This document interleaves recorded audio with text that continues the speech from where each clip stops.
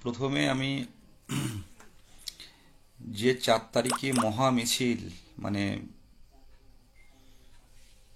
Sealdah two দীর্ঘ পথ শ্যামবাজার পর্যন্ত আমার বোনেরা, আমার প্রতিবন্ধী ভাইয়েরা যেভাবে হেঁটে দেখালো, যেভাবে মাথা মুড়ে প্রতিবাদ জানালো, যেভাবে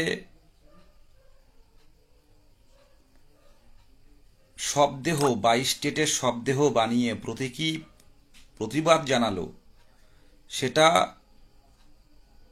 শুধু আমাদের 22 স্টেট নয়, সারা বাংলা দেখেছে যে প্রতীকী প্রতিবাদ চোখে জল জল আসার মতো, যেটা পরবর্তী সময়ে আপনারা বিভিন্ন টিভি চ্যানেলে এবং পরবর্তী দিনেও এটা দেখানো হয়েছে। তো জানি না সরকার এ নিয়ে আমাদের নিয়ে কি ভাবছে, তবে আমি সংগ্রামী অভিনন্দন জানাই সেদিন যারা এসছিলেন, এই দীর্ঘ পথে আপনারা ছিলেন। কুর্নিশ জানাই আমাদের পূর্ব বর্ধমানের আমাদের এক ভাইয়ের নখ, সে মানে মাথা ন্যাড়া হয়েছিল এবং তার নখও উঠে গেছে পাথরের সাথে ধাক্কাকে। আজ কথা বললাম, মোটামুটি এখন ভালো আছে। তো এই পরিশ্রম প্রথমে বলে বিফলে যাবে না, যেভাবে আমরা লেগে পড়ে আছি এই পরিশ্রম বিফলে যাবে না। আমরা একদিন স্কুলে ফিরবই খুব তাড়াতাড়ি। তো আসি প্রধান কিছু কথায়, 4টে পয়েন্ট নিয়ে আজ কথা বলবো। সেই 4টে পয়েন্ট হচ্ছে ম্যাট 1594, যেটা এর আগে আমরা জানি যে 2017 সালেও ম্যাট আটকেছে ওরা, তাদের চাকরি আজ কনফার্ম, সবার চাকরি করছে অলরেডি, বাচ্চাদের পড়াচ্ছে, দেখতেও ভালো লাগছে, সোশ্যাল মিডিয়াতে দেখতে পাচ্ছি বন্ধুরা আছে। তো সেই সময় ম্যাট 1594টাকে ওরা স্টে ফেলে রেখেছিল। অ্যাকচুয়ালি ম্যাট 1594 একেবারে নির্মূল করা সম্ভব নয়, তবে স্টে করে আমাদের নোটিফিকেশনটা বের করে এনে আমাদের স্কুলে ঢুকে যাব, তারপর যাওয়াই হবে। তো আগের শুনানিগুলো কিন্তু অনেকটাই সোজা ছিল, আমার কথাগুলো একটুখানি বুঝবেন। আগের শুনানিগুলো কিন্তু অনেকটাই ইজি ছিল, তার কারণ হচ্ছে ম্যাট আটকানোর ক্ষেত্রে কিন্তু পর্ষদের একটা সদর্থক ভূমিকা ছিল, পর্ষদ সাপোর্টে ছিল বলে কিন্তু আগের শুনানিতে কিন্তু ম্যাটটাকে স্টে ফেলতে পেরেছিল। প্রথম পয়েন্ট বললাম। কিন্তু আজকের সময়ে কিন্তু পর্ষদের ইচ্ছে নেই বললেও চলে। পর্ষদের সদিচ্ছা আগের বারে ছিল বলে কিন্তু 17রা স্টে ফেলতে পেরেছিল, কিন্তু এবার ব্যাপারটা সম্পূর্ণ আলাদা। কেন আলাদা সেটাও বলছি। এবারে যে বিপক্ষের মানে 14ই যারা কোয়ালিফাই করেনি, তারা কিন্তু উঠে পড়ে লেগেছে, তারা কিন্তু উকিল অলরেডি দিয়ে দিয়েছে, খুব বড় উকিল, বড় অ্যাডভোকেট দাঁড় করাচ্ছে সুপ্রিম কোর্টে। তো এই জায়গায় দাঁড়িয়ে কিন্তু আমাদের 22 যারা টেট কোয়ালিফাইড আমরা আছি, আমাদের কিন্তু একটা বড় কাটা, একে উপড়ে ফেলা ফেলা সম্ভব নয়। তবে কিছুদিন অন্তত স্টে ফেলে ফেলে আমাদের কিন্তু এগোতে হবে। এরা কিন্তু বড় নামজাদা অ্যাডভোকেট কিন্তু দিচ্ছে যাতে ম্যাটের রেজাল্ট বেরিয়ে আবার 1 লক্ষ পাশ করে, আর এরা কিন্তু একবার কোয়ালিফাই করতে পারলে কিন্তু বলবে 6টা নাম্বার যদি 14 সালে দিতেন আমরা এতদিন চাকরি করতাম। অনেকেই আছে কোয়ালিফাই, মানে অনেকেই আছে 12 সালের ডিএলএড করে কমপ্লিট করেছে, কিন্তু তারা কিন্তু টেট কোয়ালিফাই করতে পারেনি। আপনারা যারা একটু কেস সম্পর্কে জানেন বা একটু ঘাটাঘাটি করেন, তারা অবশ্যই জানেন যে ইতিমধ্যে কলকাতা হাইকোর্টে, কথাগুলো শুনবেন, এই ইনফরমেশনগুলো পাবেন না, এরা কিন্তু বিপক্ষে অনেক স্ট্রং উকিল কিন্তু সুপ্রিম কোর্টে দিচ্ছে এবারে, যেটা আগে দিইনি, এবারে কিন্তু দিচ্ছে। কারণ টেট কোয়ালিফাই মানেই এখন কিন্তু চাকরির অবস্থা তৈরি হয়েছে। তো ইতিমধ্যে একটা সুপ্রিম কোর্ট ছাড়াও কলকাতা হাইকোর্টে একটা মামলা হয়েছে, আপনারা জানেন না। এই ইনফরমেশনগুলো দিচ্ছি, আমাদের মোহিত থেকে শুরু করে যারা আছে ঘাটাঘাটি করে, দিনরাত এক করে আইনি বিষয়গুলো ঘাটে। তো আপনারা হয়তো অনেকে জানেন না, কলকাতা হাইকোর্টে কিছু যারা আগে 14 সালের আগে যারা প্রশিক্ষণ প্রাপ্ত ছিল কিন্তু টেট পাস করতে পারেনি 14তে, তারা কিন্তু বিচারপতি রাজশেখর মান্থা মহাশয় বেঞ্চে কিন্তু তারা কেস করেছে, আইনি পথে গেছে। তাদের দাবি যে তাদের ট্রেনিং ছিল অলরেডি, কিন্তু তারা টেট কোয়ালিফাই করতে পারেনি। 6টা নাম্বার পেলে হয়তো তারাও পাশ করতো, তাই তাদেরকে পাশ করানো হোক। আপনারা ভালো করে জানেন, যদি তারা বেরিয়ে আসে তারা কিন্তু আগে ইন্টারভিউ চাইবে। কিন্তু একটা কথা মাথায় রাখবেন, 2022 প্রাথমিক টেট পাস ডিএলএড ঐক্য মঞ্চ একটা স্ট্রং জায়গা, এরা কিন্তু ছেড়ে কথা বলবে না। 14 থেকে একজন যাতে পাস না আসে সে বিষয়টা কিন্তু আমরা তৈরি।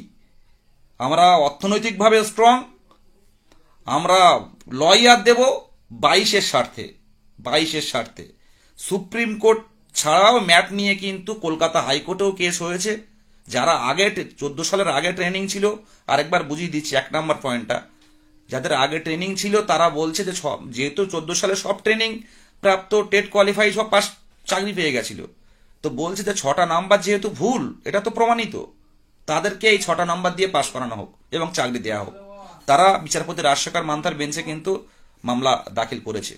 কিন্তু আমরা ছেড়ে কথা বলবো না, 22রা কিন্তু সব দিকে লক্ষ্য রাখছে। ম্যাটের বিষয়টা বললাম, আর ম্যাট অ্যাডভান্স লিস্টে আছে 13 তারিখে সম্ভবত। তো এই অ্যাডভান্স লিস্ট থেকে ম্যাটটা কিন্তু কেসে আসতে পারে। 15 তারিখ আছে অ্যাডভান্স লিস্টে, 15 তারিখে আছে, 15ই মার্চ শুনানি হওয়ার সম্ভাবনা প্রবল। এই জায়গাটা কিন্তু কঠিন জায়গা।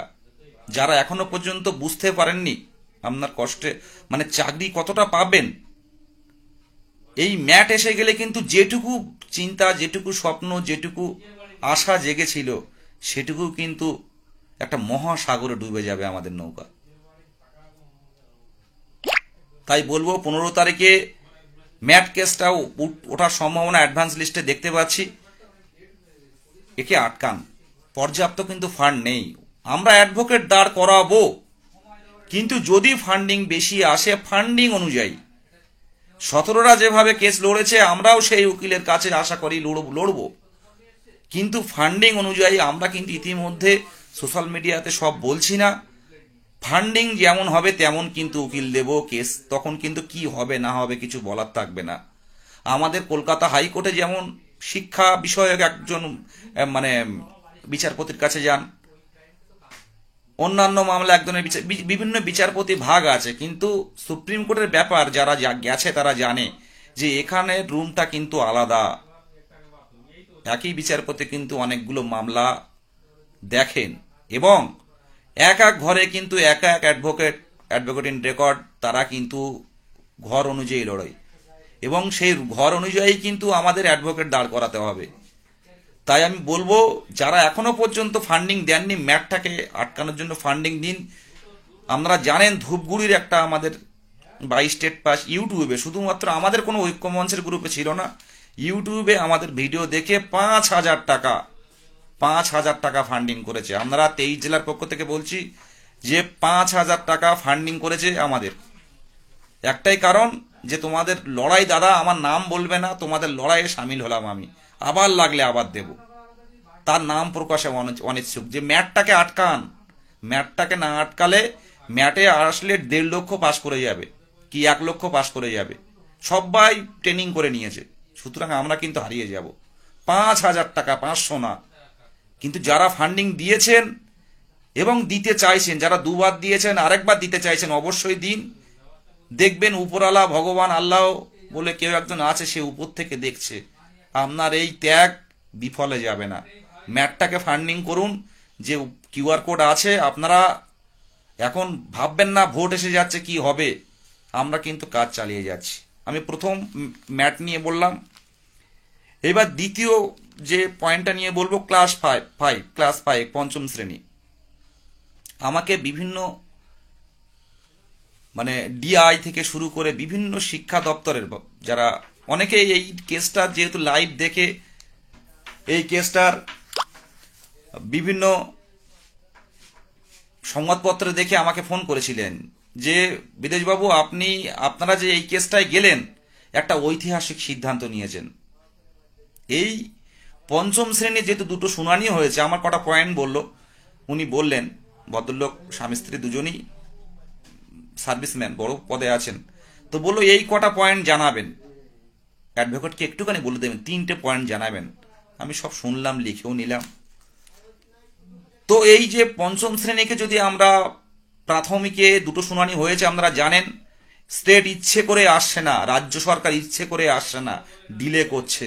কিন্তু বিকাশ ভবনে গত দিনে আমরা মিছিলের পর আমাদের প্রতিনিধি মোহিত সহ 3জন যারা নেড়া হয়েছিল তারা গেছিল, সেখানেও কিন্তু সদর্থক কথা বলেছে যে আমরা পঞ্চম শ্রেণীর অন্তর্ভুক্ত করতে সচেষ্ট, কিন্তু এটা সম্পূর্ণ সরকারের উপর নির্ভর করছে।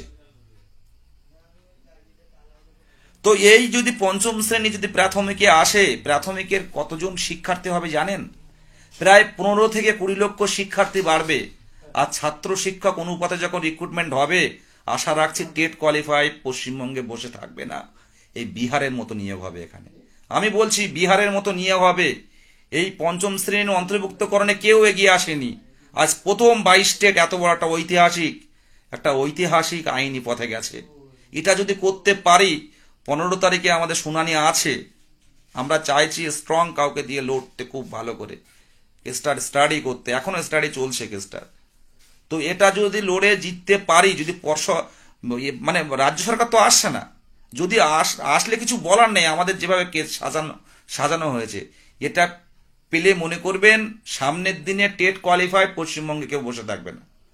আর প্রাথমিক স্কুলে 15 থেকে 20 লক্ষ স্টুডেন্ট হবে সব মিলিয়ে, তখন দেখবেন জোয়ার হবে প্রাথমিকে, একটা জীবন ফিরে ভাবে প্রাথমিক স্কুল। এখন বিভিন্ন ক্লাসে দেখতে পাচ্ছি 7 জন 8 জন নিয়ে ক্লাস নিচ্ছে, তখন ওটা আর থাকবে না।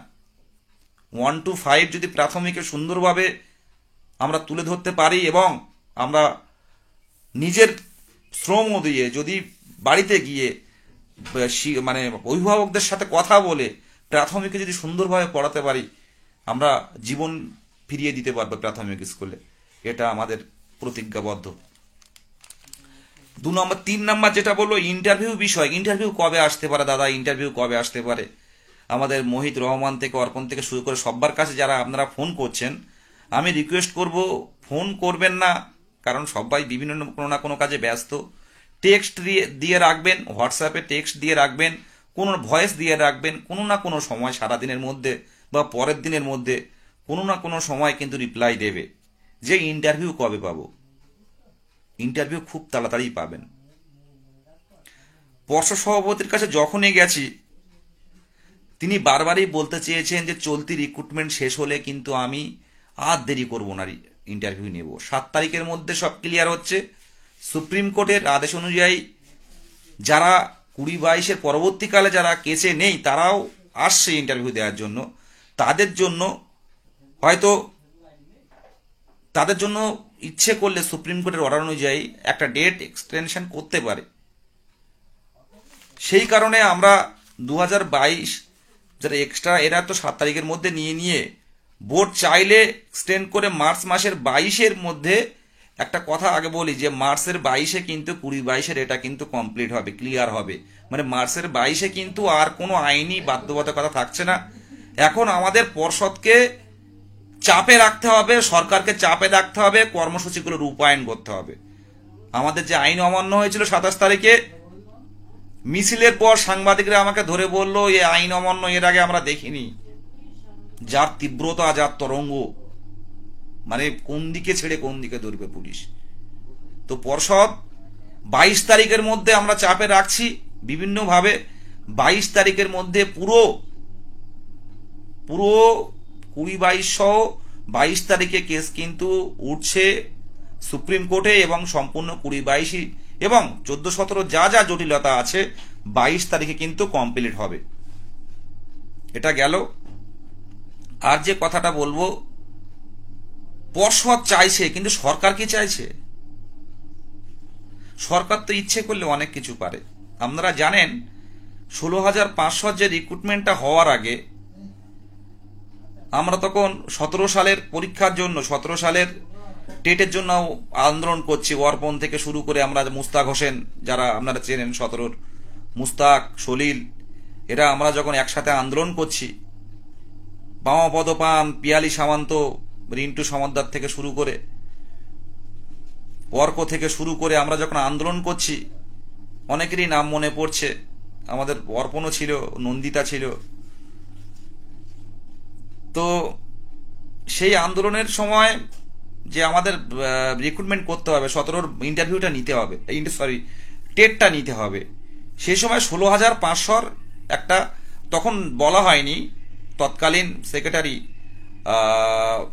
রত্না ম্যাডাম বললেন যে আমরা কোনো রিক্রুটমেন্ট করব না, 16,500 তখন হয়নি। আমরা একটা স্ক্রুটিনি করছি যে কতজন টেট কোয়ালিফাইড এবং পূর্ণ প্রশিক্ষিত আছে বিএড এবং ডিএলএড, এটা সারা বাংলা জুড়ে আমরা একটা প্রশিক্ষণ নিচ্ছি। তো সারা বাংলা নেওয়ার পর একদিনের মধ্যে ঘুরে গেল 16,500 নিয়োগ হবে রাতারাতি। তো সরকার চাইলে অনেক কিছু করতে পারে। সরকার চাইলে আমাদের পর্ষদ রেডি। আমাদের তো গৌতম পাল মহাশয়ের প্রতি কোনো অভিযোগ নেই, পর্ষদ রেডি আছে। যদি সরকার বলে যে 16,500 যেমন আপনারা ভ্যাকান্সি না দিয়ে কতজন পূর্ণ প্রশিক্ষিত ডিএলএড আছে, তখন তো বিএড ছিল, বিএড বাদ এনওএস বাদ, তাহলে খুব অল্প সংখ্যক, যেটা আমাদের পর্ষদ সভাপতি বারে বারে বলে, খুব অল্প সংখ্যক পূর্ণ প্রশিক্ষিত আছে টেট কোয়ালিফাই। তো এদের নামের লিস্টটা যদি অন্তত করে যে কতজন আছে, আপনাদের একটা পোর্টাল খুলে সেটা করে নিয়ে সেই মোতাবেক একটা লিস্ট ভ্যাকান্সি দিল, সেটা 1 মাস পরে দিলেও হতো। তো এটা তো করা যেতে পারে। এটা সরকারের উপর নির্ভর করছে, আর সরকারকে চাপে রাখতে আপনাকে আন্দোলনে আসতে হবে। কারণ আমরা 4 জন যদি কালীঘাটে যাই, পুলিশ যেভাবে আটকে ধরে, আমরা কলকাতা রাস্তায় আমরা ঘুরতে পারি না। যেখানে দেখি পুলিশ বলে তোমাদের দেখলে ভয় হয়। আগের দিন হাইকোর্টে যাচ্ছি, এক অফিসার আমাদের সঙ্গে দেখা হলো বিধানসভা ভবনের সামনে, আমরা 3-4 জন, হাফিজুর রহমান আমরা যাচ্ছিলাম, মহিত যাচ্ছিলাম, আমাদের দেখে ছুটি এসছে, বল তোমরা এখানে? বললাম স্যার এখানে তো কোর্টের দরকারে এসছি। তা বলছে তোমাদের দেখলে ভাই ভয় হয়, অন্য কোনো কারণ নেই তো? তোমরা বিকাশ ভবনে বিধানসভায় বসবে না তো আজকে? তোমাদের দেখলে ভয় হয়, চলো থানায় চলো। আল্লাহ কেন থানায় যাব? আমরা তো আমাদের ঘরেরই ছেলে, আমরা কেন যাব? তা বলছে না ভয় হয়, যখন তখন যদি তোমরা বসে পড়ো, শুয়ে পড়ো রাস্তায়। আলাম তাহলে কোথায় গিয়ে দাঁড়িয়েছি বলুন? হবু শিক্ষক আমরা কি রাস্তায় শুয়ে পড়ি? এটা কি দেখতে ভালো লাগে? তো তাই বলবো যে আন্দোলনটা জরুরি। আমরা কিন্তু 4 জন মিলে আমরা কালীঘাটেও যেতে পারি না, আমরা ওই বিধানসভায় যেতে পারি না, বিকাশ ভবনেও যেতে পারি না। আগের দিন বিকাশ ভবনে গেছি, ভিতরে বসে আছি, খবর চলে গেছে বিদেশ গাজীরা বিকাশ ভবন আছে।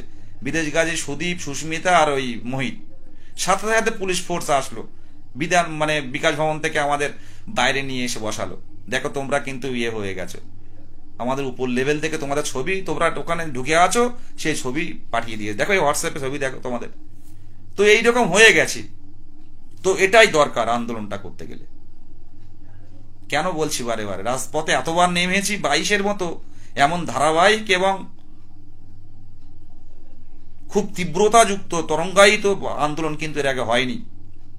তাই বলবো, যদি সরকারকে যদি বোঝানোর দরকার হয়, সেটা আন্দোলনে আসতে হবে। আর সরকার যদি একবার বলে, আমাদের মুখ্যমন্ত্রী যদি একবার বলে দেয়, তাহলে কিন্তু 16,500 যেমন কোনো ভ্যাকান্সি ছাড়াই যেমন একটা পোর্টাল খুলে অ্যাপ্লিকেশন নেওয়া হয়েছিল, সেই রকম নিতে পারে। তার জন্য কিন্তু আমাদের আন্দোলন জারি থাকবে। এটা গেল। আজ যেটা কথা অনেকে বলছে যে সার্টিফিকেট বাতিল বিএড এর, শুনুন, আমরা বসে নেই, আমরা কিন্তু 1 ইঞ্চি জমি কিন্তু লড়াই ছাড়া ছাড়বো না। 22-এ এমন অনেকে পাশ করেছে, যারা 14-তে তোমরা ভালো করেই জানো যে 14-র পরীক্ষাটা কেমন হয়েছিল। পাশাপাশি বসে অনেকে কিন্তু পাশ করেছে, পাশাপাশি বসে। 17-র ব্যাপার জানো, অনেকের হাফ নাম্বার, 1.5 নাম্বার, 2 নাম্বার এমনের জন্য হয়নি। কিন্তু 22টায় কিন্তু অনেকে কিন্তু ভগবান মুখ তুলে তাকিয়েছে, আল্লাহ মুখ তুলে তাকিয়েছে। তো 22টাই কিন্তু বঞ্চিতরা পাশ করেছে। তাই বলবো, যারা অন্য রাজ্য থেকে ডিএলএড সার্টিফিকেট নিয়ে আসে ব্যাকডেট করে, সিকিম বা ঝাড়খণ্ড থেকে, আমাদের কিন্তু সব দিকে নজর আছে, সব দিকে নজর আছে। প্রতিনিয়ত কিন্তু আমরা আলোচনা করছি। আর পরে ট্রেনিং, যেটা বারে বারে হাইকোর্টও বলে দিচ্ছে, যে টেট পাস করার পর ট্রেনিং করে আনলে হবে না, টেট পাস করে ট্রেনিং করে আসলে হবে না। পূর্ণ প্রশিক্ষিত উচ্চ মাধ্যমিক পাস করে 50% নাম্বার রেখে পূর্ণ প্রশিক্ষিত 24 মাসের DElEd, diploma in elementary qualify করে আপনার টেট কোয়ালিফাই করতে হবে, তাহলেই আপনি বৈধ। এটা মাথায় রাখবেন। যারা যত বুদ্ধি নিয়ে আসুন না কেন, পরে ট্রেনিং করে আমরা ঢুকতে দেব না। আমরা বসে আছি, চুপচাপ সব দিকে নজর রাখছি, চুপচাপ সব দিকে নজর রাখছি। আমাদের লেজে যদি পা দেয়া হয়, আমরা কিন্তু কামড়াতে দ্বিধা করব না। 22 স্টেট যেভাবে যাচ্ছে যেতে দিন, 22 স্টেটকে আটকাতে যাবেন না। এটা কিন্তু মহা আবেগ। এই আবেগ দেখেছেন, এই আবেগ কিন্তু ধরে রাখা আবেগ না। তাই বলছি, পরে ট্রেনিং করে এটা কোনো লাভ হবে না। নোটিফিকেশন আসার আগে ট্রেনিং কমপ্লিট থাকতে হবে। আজ যে কথাটা বলবো, 9 তারিখে আমরা কিন্তু সারা বাংলা 23 জেলা মিলে কিন্তু আমরা টুইটার কর্মসূচির ডাক দিয়েছি, এক্স কর্মসূচির ডাক দিয়েছি। যেটা পোস্টার বানানো হয়েছে সেই পোস্টার, ওটাও এডিট, মানে পোস্টার থাকবে এবং এডিট কিছু লেখা দেবে খুব তাড়াতাড়ি।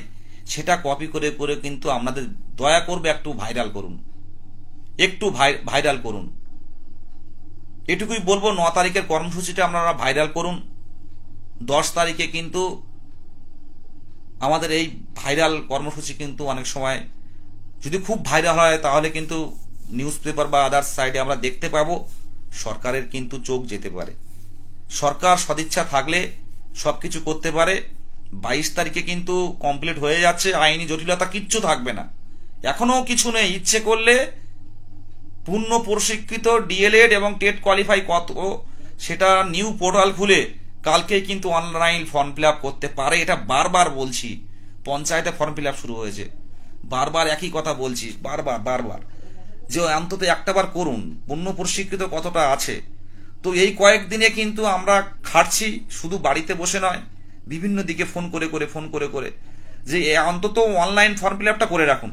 এখন আপনাদের ভ্যাকান্সি দিতে হবে না। তো আশা রাখছি 20-22-এর 7 তারিখটা যাক, একটা নিউজ খবর দেব, কোনো না কোনো খবর দেব। তবে আপনারা কেউ এখন ডিমোটিভেট হবেন না।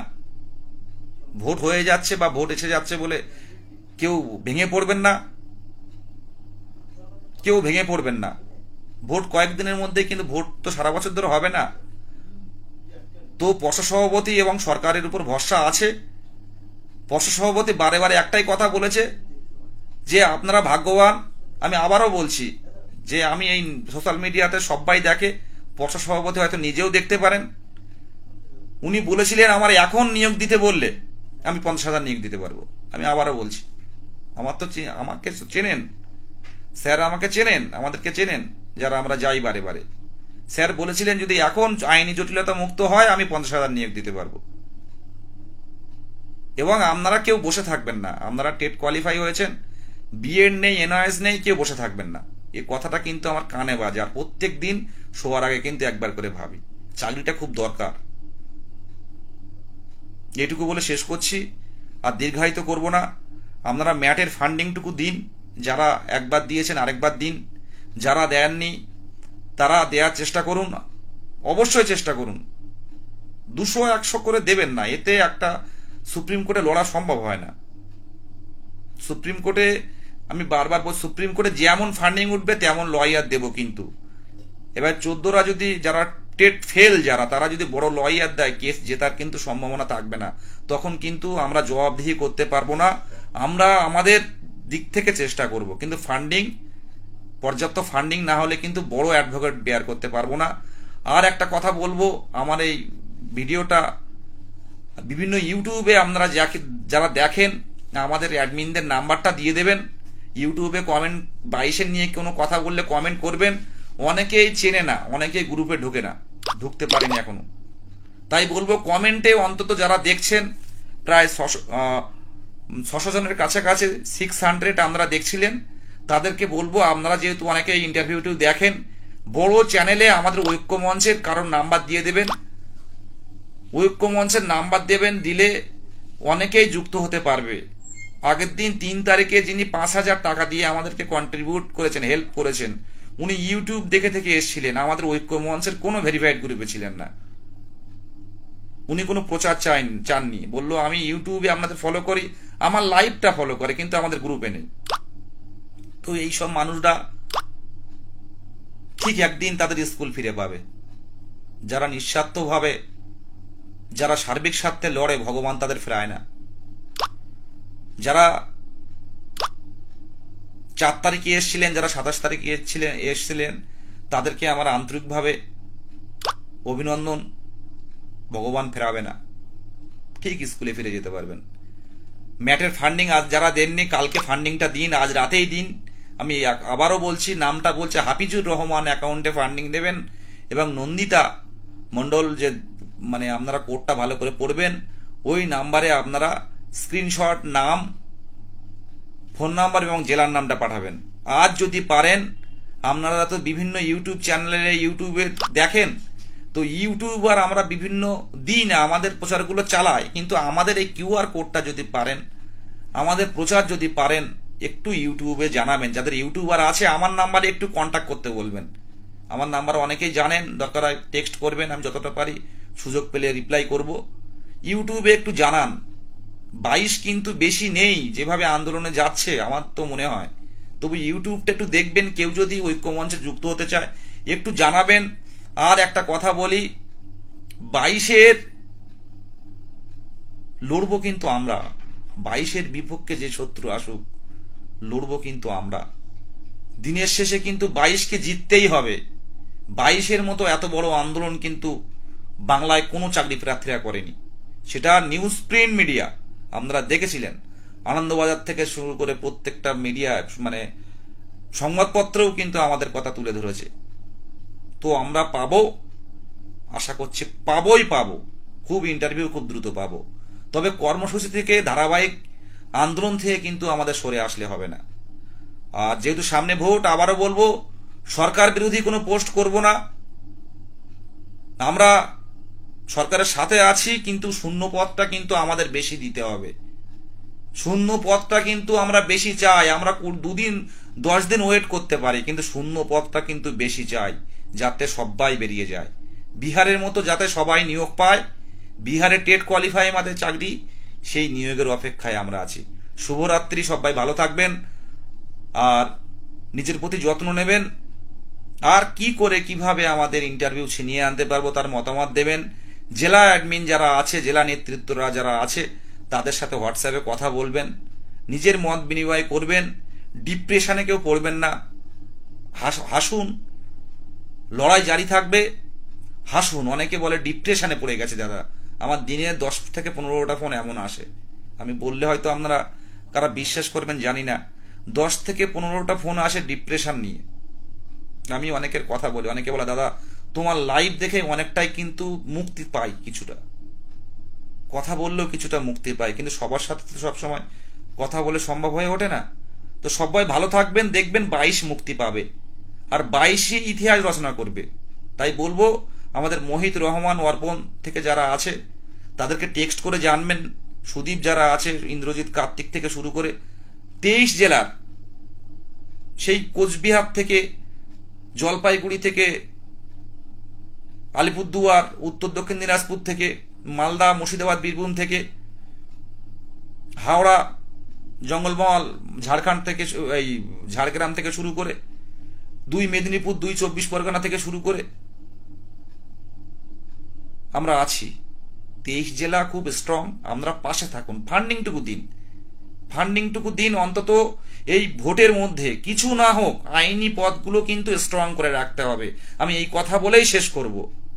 ভোটের মধ্যে আইনি পদগুলো কিন্তু স্ট্রং করে রাখবো, ম্যাটটাকে আটকাবো, পরে যারা ট্রেনিং করছে তাদেরকে আটকাবো, বিএড এর সার্টিফিকেট বাতিল করব, যারা বাতিল করব, আর যারা বাইরের স্টেট থেকে যারা সার্টিফিকেট নিয়ে আসছে এমন তথ্য যদি আমাদের কাছে থাকে, স্টেপ নেব। ভালো থাকবেন, এবং 5ম শ্রেণী ইনক্লুড করার জন্য যত রকম প্রচেষ্টা থাকার দরকার হয় সেই প্রচেষ্টাগুলো করব। শুধু একটাই কথা বলবো, আপনারা একটু আইনি পথে আমাদের যাওয়ার জন্য একটু সাহায্য করুন। মনে করুন নিজের দাদা, নিজের ভাই আজ যুদ্ধে নেমেছে, দেখবেন দিনের শেষে ঠিক মায়ের চোখের জলটা আমরা মুছতে পারবো। শুভরাত্রি, সবাই ভালো থাকবেন।